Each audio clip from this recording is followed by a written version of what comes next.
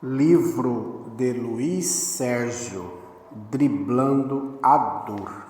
Psicografia de Irene Pacheco Machado. Capítulo 14. O refúgio no Vale da Inconsciência.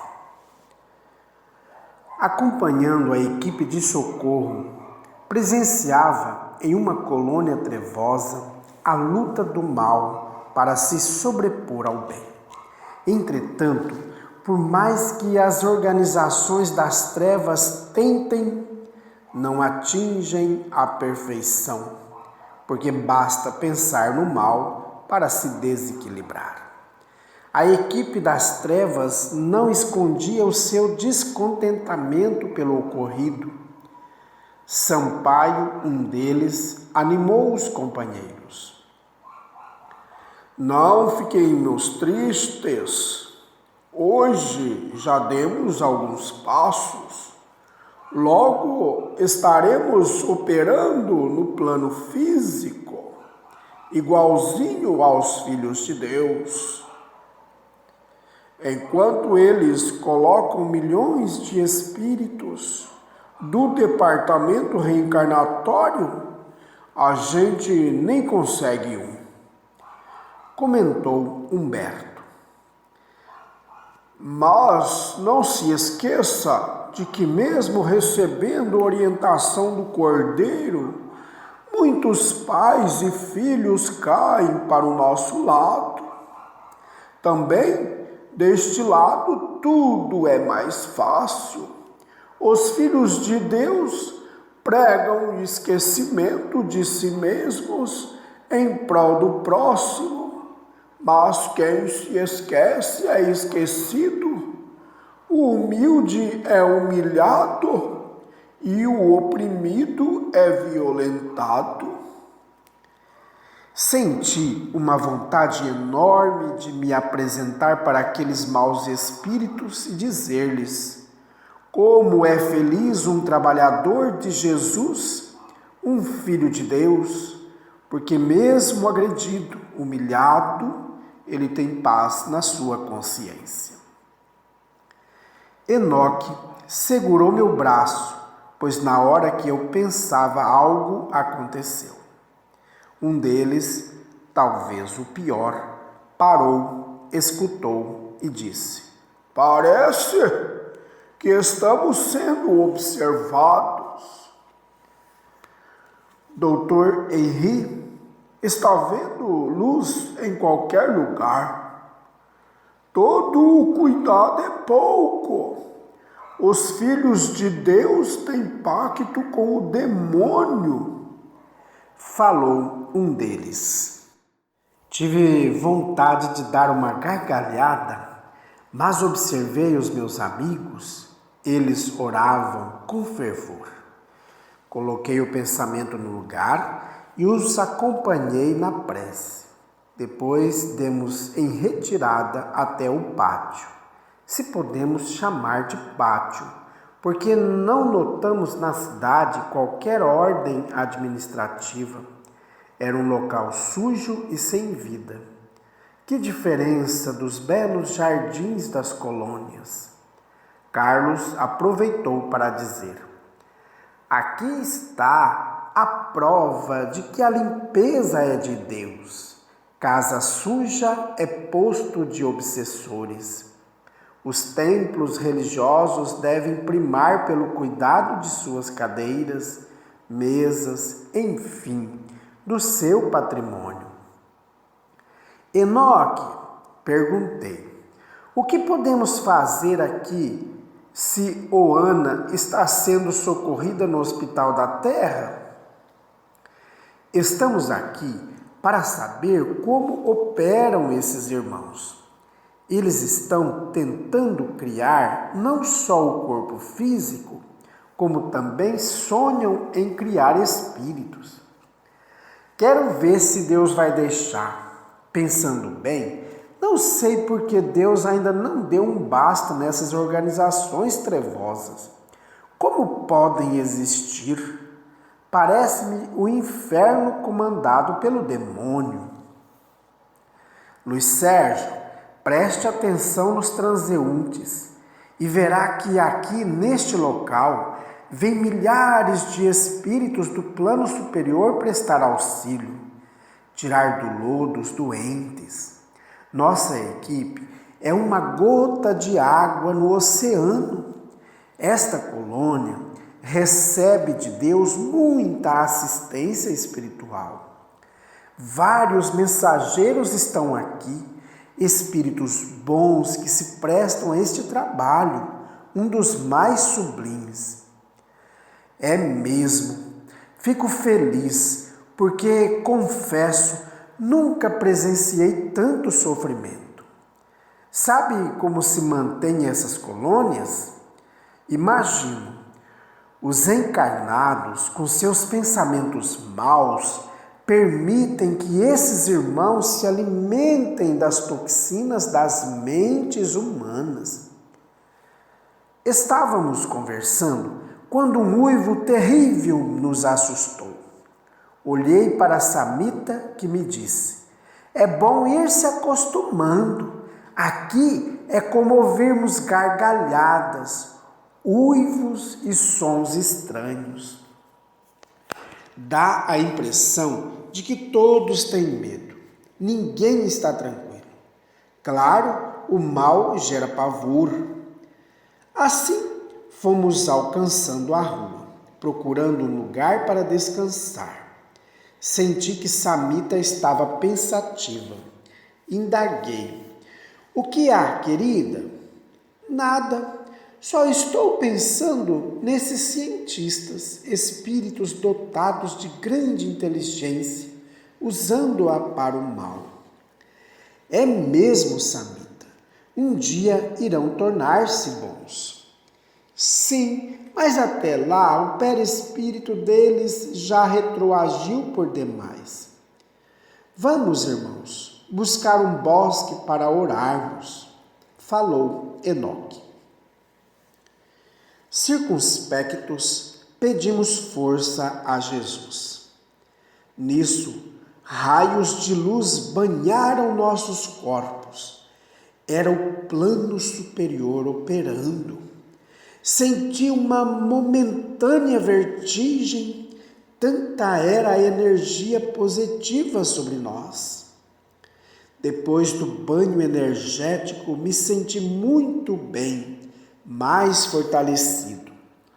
Naquele lugar lodoso, onde a vibração era das mais baixas, necessitávamos do socorro das esferas superiores e o nosso Enoque, tão conhecedor das nossas fraquezas, ofereceu-nos o remédio. Só aí notei que Lilian estava ofegante e eu me senti muito cansado. Acho mesmo que só Raito, Samita e Sadhu nada sentiram. Sadhu nos falou: vejam, se não observam tanto as vibrações do lugar, do contrário vocês vão desmaiar. Pensei, é verdade, preciso me equilibrar. Tenho de aprender a separar as emoções. Voltamos ao laboratório. Dirigimos-nos ao departamento 36, onde presenciamos outra pesquisa dos trevosos. Nesse departamento, os aparelhos eram poderosíssimos. Quem os teria inventado? Indaguei curioso. Alguns dos seus gênios. Gênios do mal, não é mesmo? Ninguém me respondeu. 5 pessoas examinavam atentamente um espírito recém-desencarnado. Cada centro de força daquele espírito era analisado. Depois acionaram os centros de força, examinando os fluidos vitais. Um aparelho registrava o que eles estavam aprendendo. O fluido do desencarnado era o seu próprio pensamento. E no momento, esse pensamento era de pavor. Estudavam também os fluidos do sentimento e do desejo. Pararam no cérebro, vendo que o espírito era o governador dos corpos. Disse um deles: bom seria se pudéssemos examinar um dos filhos de Deus, porque nele buscaríamos material muito mais útil para tudo o que nos propuséssemos. Apesar dessa restrição, eles continuavam investigando o desencarnado. Entretanto, o desligamento não se havia efetuado de todo. Percebemos que as junções fluídicas permaneciam ativas entre as células física e espiritual, embora o espírito já estivesse em outro plano. Aquele irmão havia desencarnado pela droga, por isso subsistia a ligação com o físico. A equipe buscava na mente humana desencarnada os fluidos que a mantinham viva e vários aparelhos radiografavam o corpo perispiritual do doente. Todavia, o maior desejo e as incessantes buscas visavam descobrir a quinta essência da criação, pois sonhavam criar o espírito.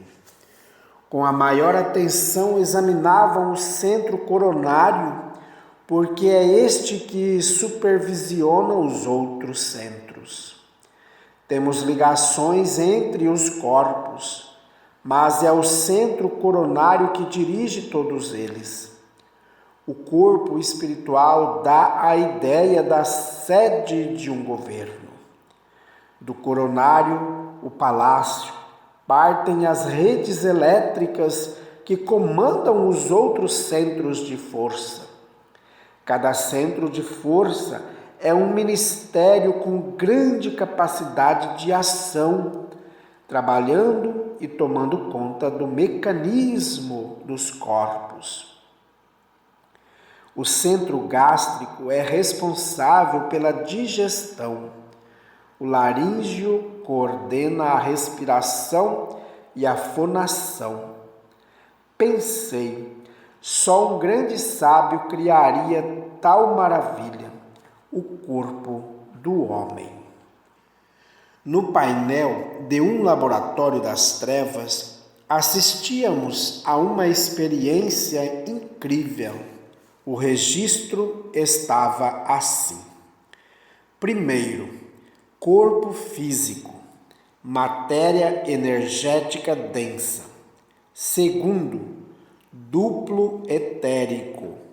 É uma formação etérea, reprodução do corpo físico e está a ele colado. O duplo é composto de matéria fluídica que vem do corpo físico que o alimenta. Terceiro, corpo perispiritual, sede dos centros de força. No duplo encontram-se os chakras, que captam energias dos centros de força para abastecer o físico. É através dos centros de força e dos chakras que o espírito controla o corpo físico. Na relação do espírito com o corpo físico, os chakras agem como recicladores de energia. Enquanto eles estudavam os centros de força e os chakras do duplo, recordei-me da passagem bíblica que fala das rodas.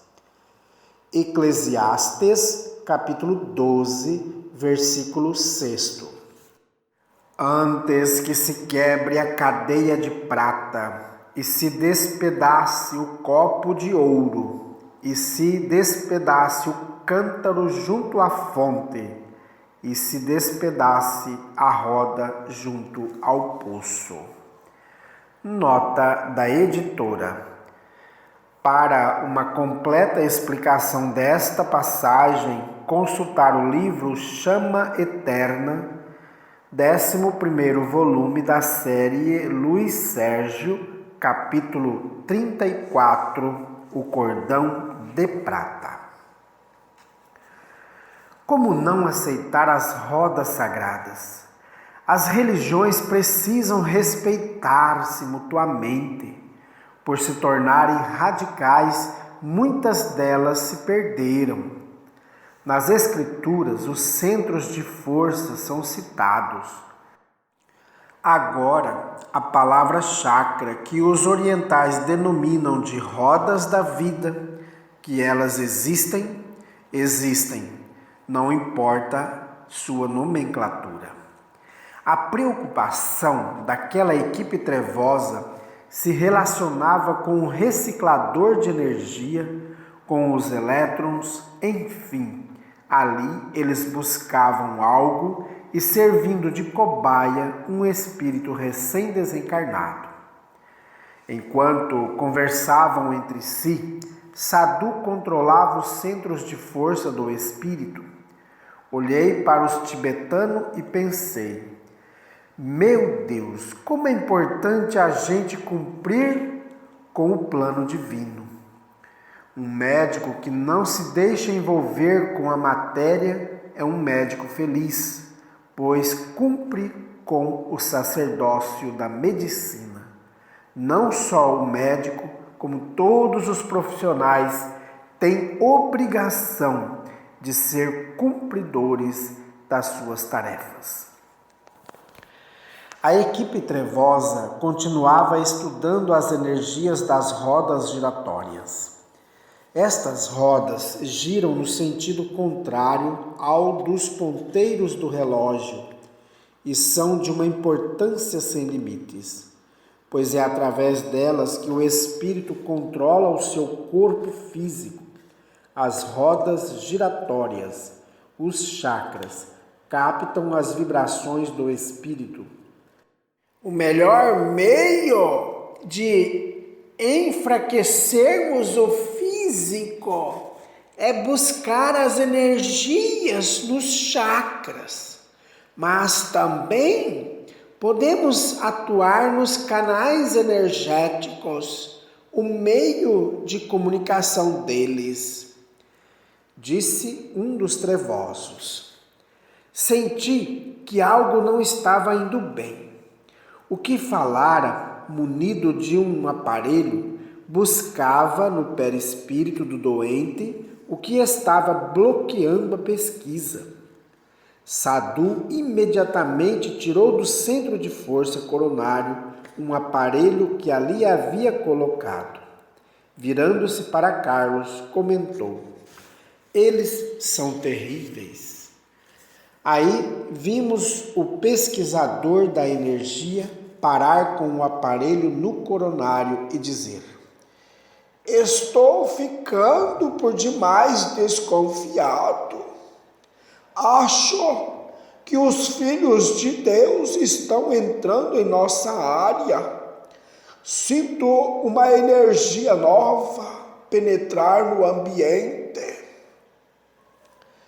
Todos olharam curiosos. Esperem, no estudo que estamos fazendo, esbarramos certa vez nos canais energéticos de um encarnado. Aí os corpos deles saíram do nível, facilitando o nosso trabalho. Sales, por que você, estudando os encarnados, evita atuar sobre o chakra básico que está situado na base da espinha dorsal? Se é nele que se encontra o fogo sagrado, é dele que parte o princípio da vida física, sendo o captador de energia vitalizadora que mantém o corpo físico. Sei disso. Muitos estudiosos desta energia nem podem imaginar como é importante para a formação do corpo físico. Então, por que não trabalhamos com essa energia se buscamos realizar encarnações do nosso plano?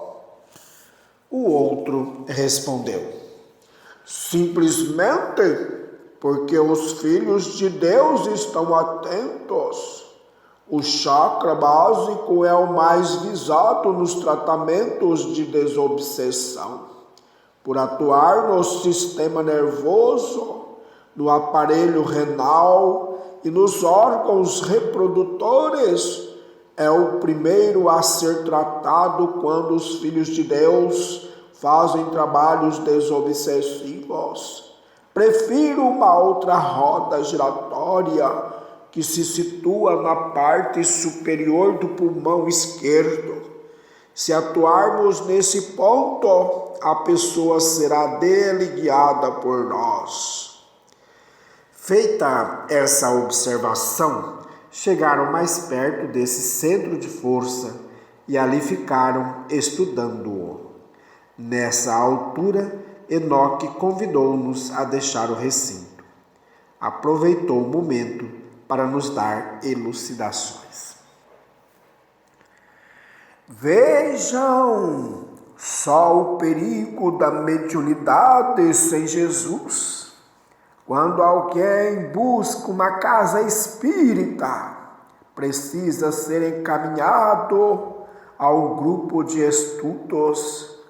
Mas a casa que formar esses grupos deve possuir um departamento doutrinário e não entregar almas sem preparo para outras almas perturbadas de orgulho, vaidade e apegadas à letra, porque assim os iniciantes serão presas fáceis desses espíritos.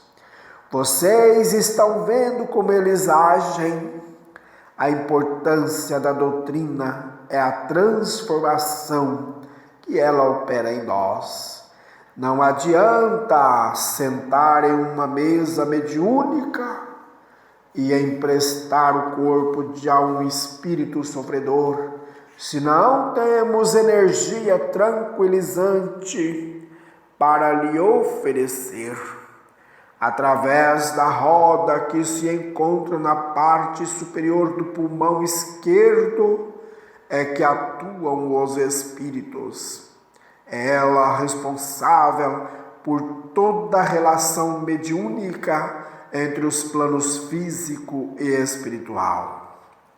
Se o médium estiver desequilibrado, emite a cor amarela, e não esqueçamos que o obsessor precisa da luz azul para abrandar a sua dor ou a sua cólera.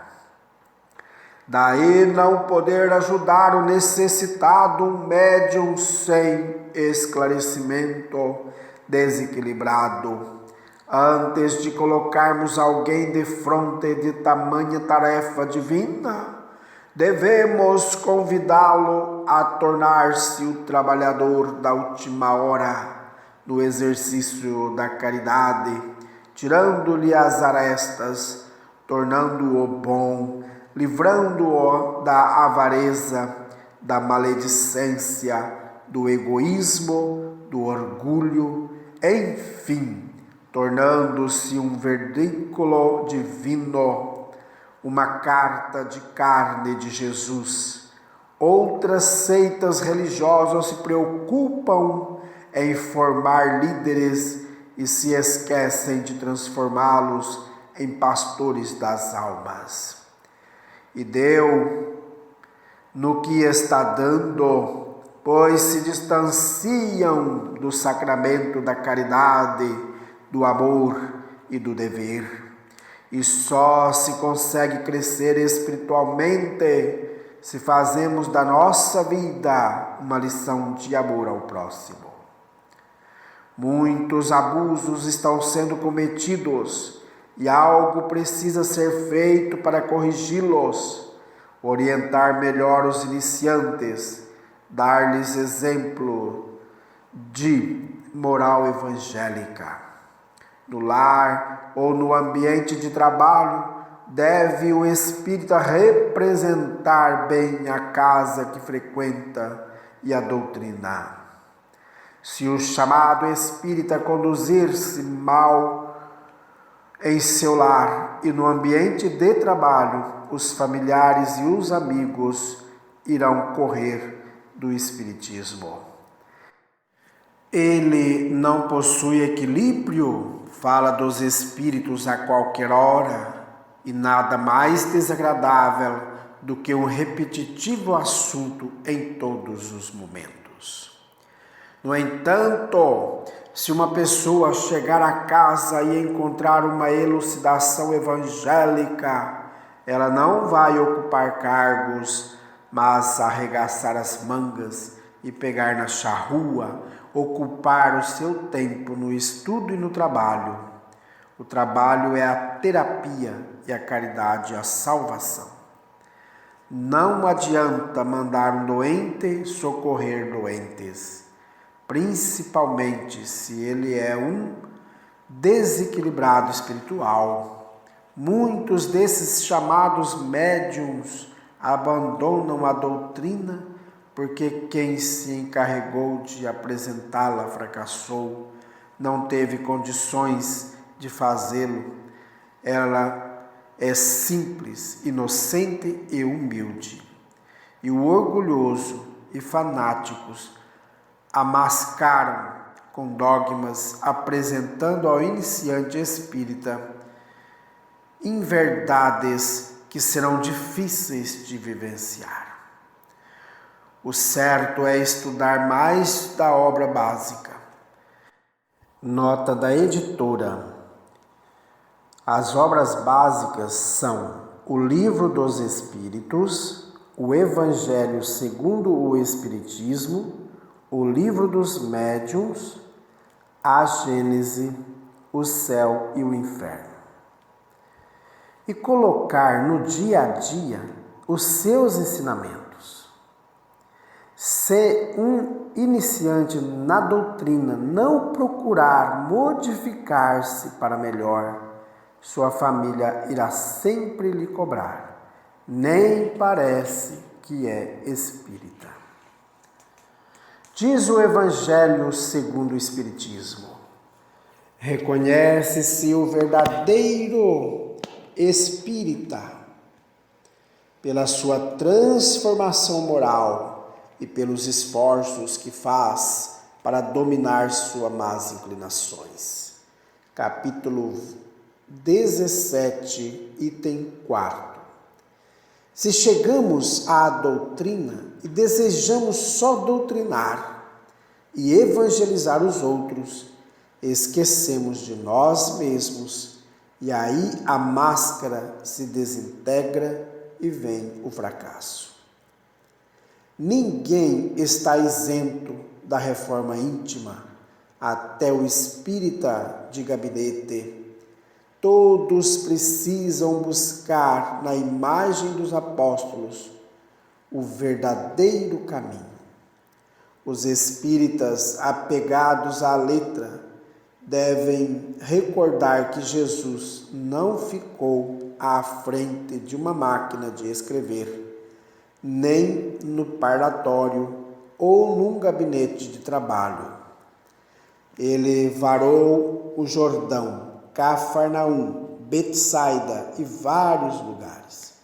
Buscou os mendigos, os desesperados, os coxos, os cegos. Deu alimento aos famintos. Foi o primeiro a fazer hoje denominada Campanha de Fraternidade Alta de Souza, quando pediu a Deus condição de alimentar o povo. Mateus capítulo 14, versículos 13 a 22.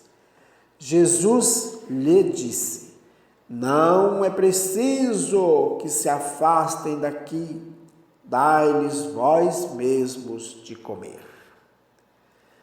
Quantos espíritas expulsam os pobres das casas espíritas, alegando que não podem cooperar com a malandragem ou que devem ensiná-los a pescar? Uns dizem que a pobreza é karma, outros que é obsessão, mas Jesus, a carta de amor de Deus, simplesmente alimentou o faminto, sem indagar quem era merecedor. Todos comeram, ficaram saciados e ainda levaram 12 cestos cheios de peixes que sobraram. Já pensaram se os apóstolos e Jesus fossem fazer a vistoria e dissessem: você fica, você vai embora, porque nós não damos de comer a vagabundos? Não, amigos, o homem de Deus, o seu trabalhador, apenas se torna o menor dos servos. Serve e não deseja ser servido. Nesta passagem, Jesus nos ensina a campanha da fraternidade. É o festival do amor. Jesus buscou na natureza o que hoje os jovens da campanha alta de Souza buscam nos lares, os alimentos. Ele, tendo nas mãos os peixes, envolveu-os com os fluidos apropriados à produção desses alimentos, os fluidos produtores. Sendo um grande conhecedor dos fluidos magnéticos, usou do seu poder com a cooperação da Mãe Natureza. Nessa passagem, Jesus nos deixou o exemplo de que o homem precisou do alimento para ouvir as suas palavras, ficando bem claro que ninguém aprende evangelho de estômago vazio. E o Mestre, mais uma vez, ensina o seu trabalho, o caminho da caridade. Os antigos religiosos também ficavam longe do povo, possibilitando a criação de milhares e milhares de seitas. A doutrina espírita é a religião do futuro, porque ensina o homem a possuir caráter, coração e força. Ai daqueles que brincarem com o Espírito Santo. Ai daqueles que pregarem uma doutrina estranha. Toda a doutrina espírita tem de estar alicerçada nas palavras de Jesus, ditadas pelo Espírito da Verdade na codificação kardeciana.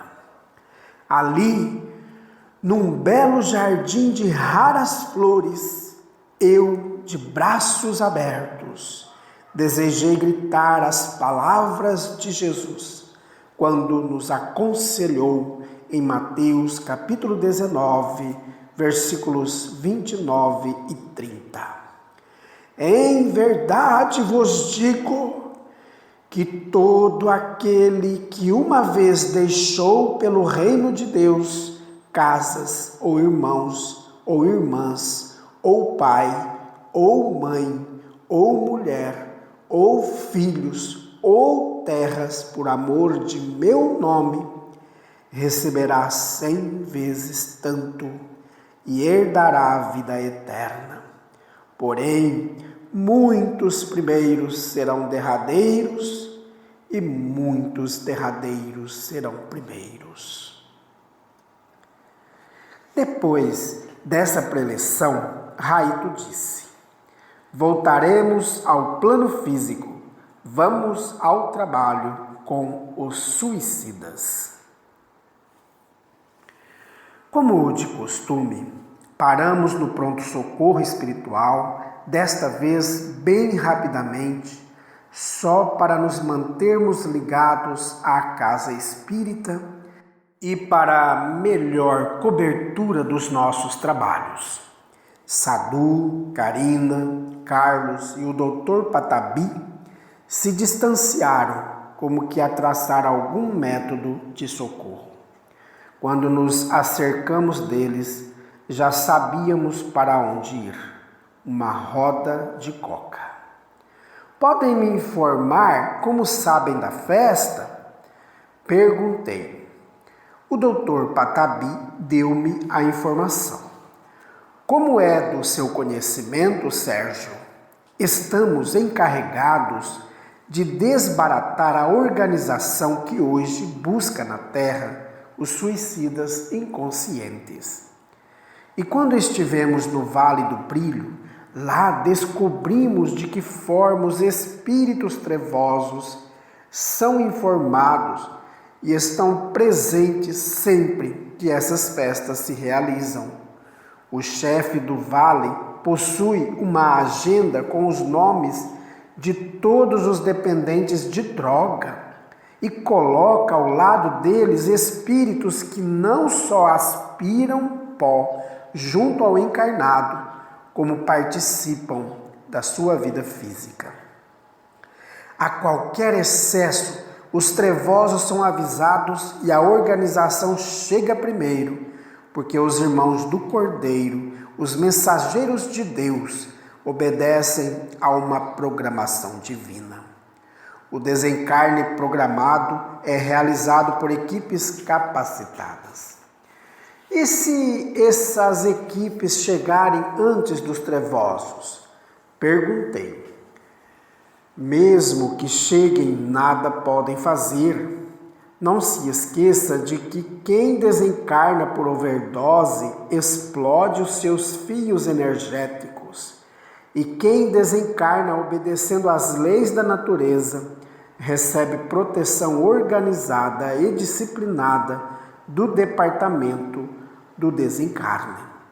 Mesmo que a equipe do Cordeiro chegue na hora do impacto da morte forçada, nada pode fazer. Vamos imaginar uma televisão que um técnico vai consertar e outra que um curioso vai tentar endireitar. Vão sobrar peças, não é mesmo? Principalmente se ela for de 110 volts e o curioso ligá-la em 220. Nesse momento, fomos avisados de que 5 jovens estavam preparando uma rodada com 40 gramas de cocaína. Não diga, é pó demais, gente. E depois, o álcool também não vai ser pouco. E chegaremos a tempo? Espero, disse Raito. Corremos para o endereço. Entramos e nos deparamos com um apartamento sujo e desleixado. Que a sujeira é o alimento do obsessor, isso já sabemos.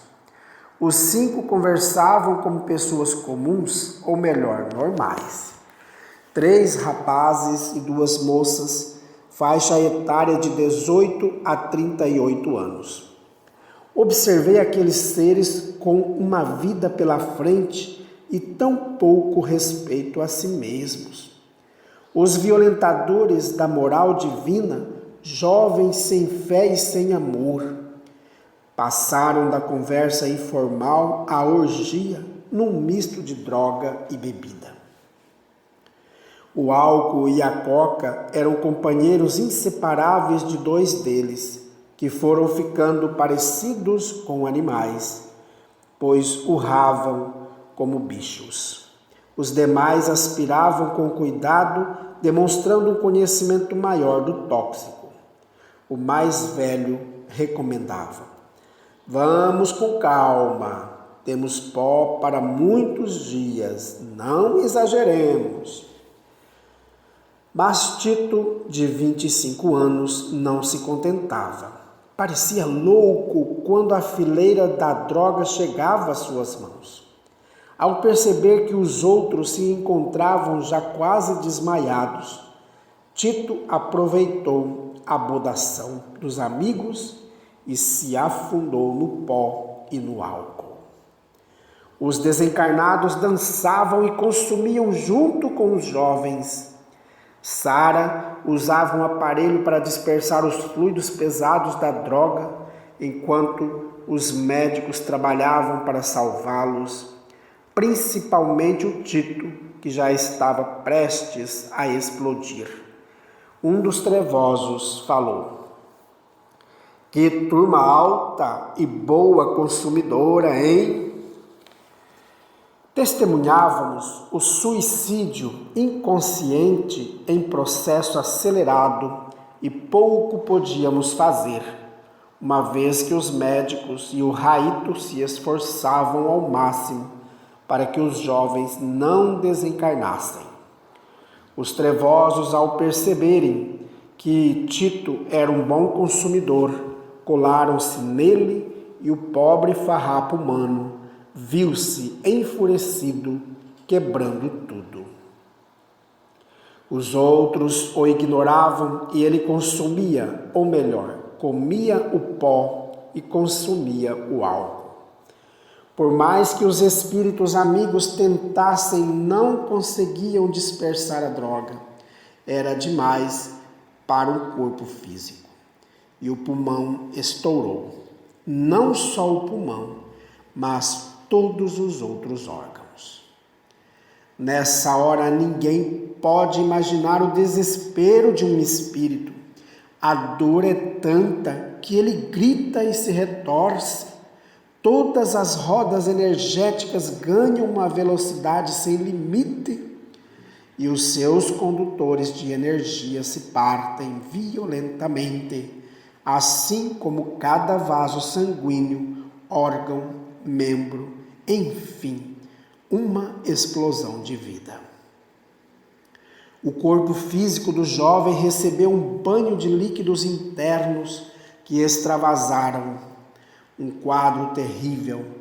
Como os trevosos não nos viam, os nossos médicos prestaram auxílio ao espírito que sofria em descontrole total. Orávamos desesperados enquanto Raito isolava o rapaz, o que deixou os trevosos revoltados, não sabendo por que haviam perdido a presa. Aí o doutor Patabi, com os lanceiros, entraram no ambiente e os trevosos tamparam a visão, sem conseguir enxergar na claridade.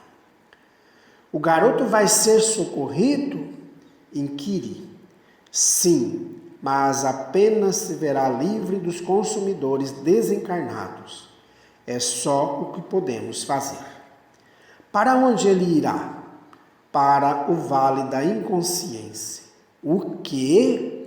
"Sim, um lugar onde o espírito paga por não ter respeitado o seu corpo físico.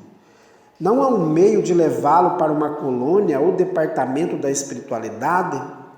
"Não," disse Sadhu. "Este jovem vai ficar nesse estado que presenciamos ainda por muito tempo.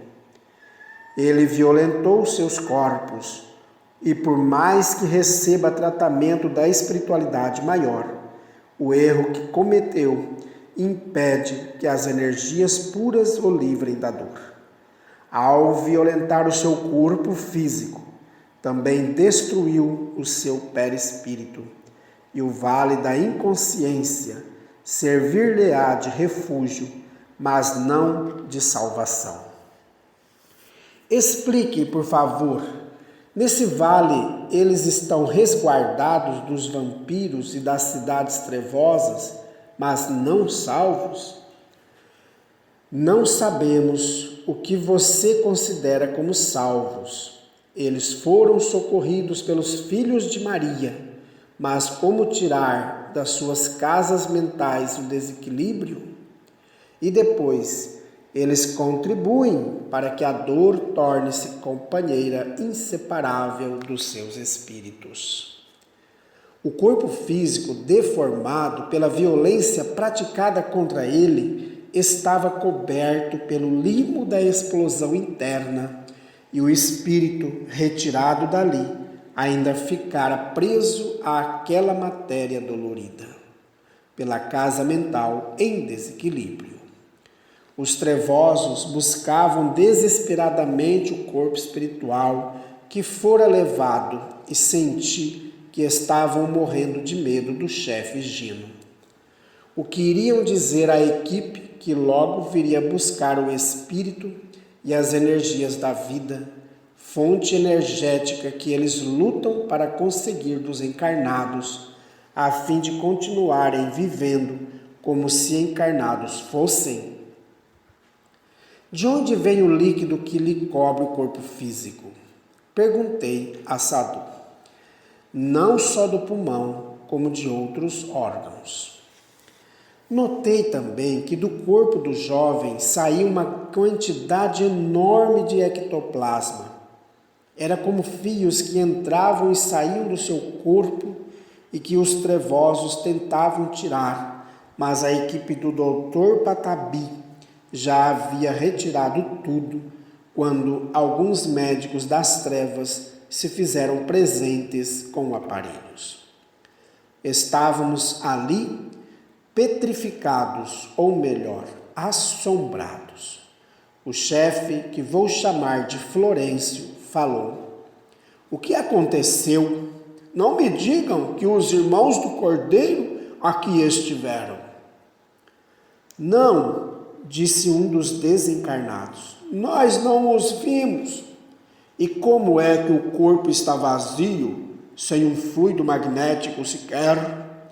O cara tomou tanta droga que acho que não só destruiu o físico, como também o corpo perispiritual, e o ectoplasma evaporou-se. 3 médicos examinavam o corpo destruído de Tito. Com espanto, vimos suas mãos buscarem no duplo etérico o ectoplasma e com um aparelho procuraram-no também nos poros do corpo físico. Examinaram o alto da cabeça e as gengivas, e investigaram detalhadamente aquele corpo e nada encontraram que lhes satisfizesse. O ódio brotou naqueles rostos e tememos pelos pequenos espíritos trevosos, pois sentimos que os médicos se julgavam traídos. Eles vão torturar os trevosos que aqui estavam? Perguntei a Raí. Não, logo saberão que fomos nós que levamos os fluidos. O quê? Vão nos descobrir? Não, apenas ficarão cientes de que vamos atrapalhá-los um pouco. Observando bem o físico, víamos o jovem, mesmo no vale, ligado com sua veste carnal, e a asfixia era o seu tormento. Como podemos ajudá-lo? Orando por ele. Escrevi no meu caderninho: Tito, esperando que logo voltasse a ser dono de si mesmo. Nessa altura, os trevosos chutavam o corpo físico, revoltados por não encontrarem ali o que buscavam. Abandonaram o local. Samita, Sadhu e Carlos se aproximaram do corpo. Sadhu tocou o cérebro físico de Tito e desligou as fibras nervosas, principalmente a da projeção. Uma substância branca foi retirada por Samita. Calei-me com respeito. Era a ciência trabalhando em prol do próximo. Nós, os não médicos, fomos saindo devagar, deixando os técnicos ali em serviço. Lilian segurava meu braço. Dâmia nos falou: Sérgio, dia após dia o tóxico toma conta da humanidade. Se o homem não cerrar as portas do seu lar com a chave do amor, dificilmente deixará de ter em casa um dependente. Eles estão morrendo a cada segundo. Hoje, ninguém mais sabe quem é viciado ou não. Ela, a droga, tomou conta da sociedade. É mesmo, Lilian. Se as autoridades autuassem todos os que consomem droga, só fariam isso. Nos bailes, só não vê quem não quer. Retiramo-nos. Com que carinho olhei os nossos amigos quando nos juntamos de volta à casa espírita, o pronto socorro divino. Permaneci calado e a turma estranhou. O que há, frade? Nada, só penso como o homem pode ser tão burro. Será que ele nunca foi a um cemitério? Será que não sabe que terá de partir um dia? Que a morte não livra a cara nem posição social de ninguém? Não aguento ver esses jovens se afundando em algo caro, podre e fatal, e ainda se considerando os tais. Sérgio, mas existe muita gente metida nisso. Sei bem, e é isso que me assusta. A criança corre perigo porque hoje o tóxico é moda e a família que não montar guarda cerrada contra a dependência do álcool e da droga sentirá a dor e o desespero. Dificilmente alguém hoje desconhece o terrível mal do século, a droga.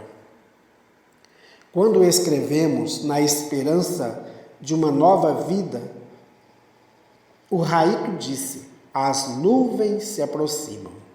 E muitos espíritas se assombraram criticando-o. Quem é esse espírito que amedronta a sociedade?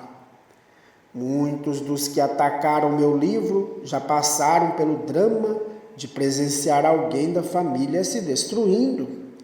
Eu gostaria de, neste livro, dizer a todos os leitores: estou pairando no ar, levitando sobre a cabeça de todos vocês, distribuindo a paz, a luz e a esperança em todos os lares. Mas não posso isso dizer, porque estarei mentindo. Não estou levitando nas nuvens da esperança como gostaria. Estou ombro a ombro com a mãe que espera o filho e me chama em alta noite, tendo por companhia a apreensão e o relógio, cujo tic-tac é uma punhalada em seu coração. Estou ao lado da esposa e dos filhos, que muitas vezes têm de enfrentar o terror da fome, porque o companheiro ou o pai é um joguete nas mãos de um traficante. Estou ao lado da autoridade que busca a droga, muitas vezes expondo a própria vida, para que a sociedade não morra a cada instante. Estou à frente da mãe, que muitas vezes é esbofeteada pelo jovem filho, desejando que ela lhe satisfaça o vício. Estarei sempre do outro lado da vida, com os braços levantados em direção ao Pai, pedindo a Ele que nos dê forças para gritar: crianças, corram da droga.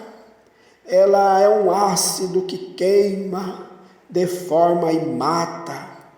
Corram para os braços da família divina e encontrem nela a força para sempre dizer não aos tóxicos.